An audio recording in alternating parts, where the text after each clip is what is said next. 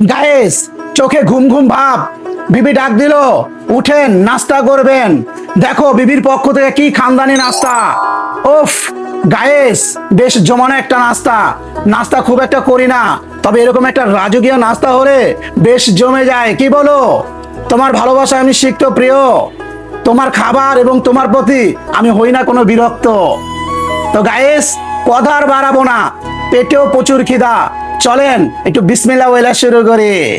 তো গাইস দেখো, সত্যি সকাল সকাল এরকম একটা নাস্তা পাবো অকল্পনীয়, আমি কল্পনাও করি নাই। আর নাস্তা খুব একটা করি না বলছি তো নাকি, তবে বিবির পক্ষ থেকে আর যা দিচ্ছে একটা রাজকীয় রাজকীয় ভাব।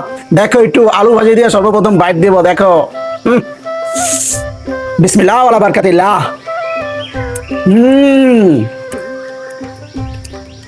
এরকম আলু ভাজি হলেই কিন্তু নাস্তায় জমে যায়। এর সাথে এরকম একটা ডিম, দেখো দিনের আলোর মতো ঝলঝল করছে।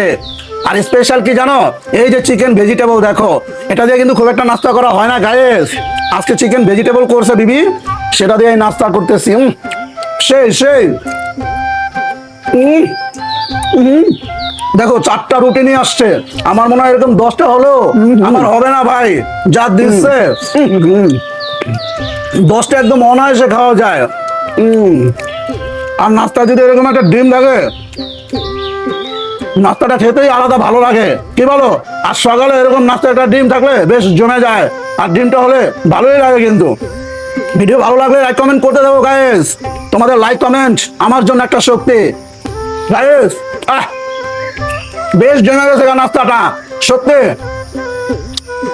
লাভ ইউ জান পাখি। আলহামদুলিল্লাহ।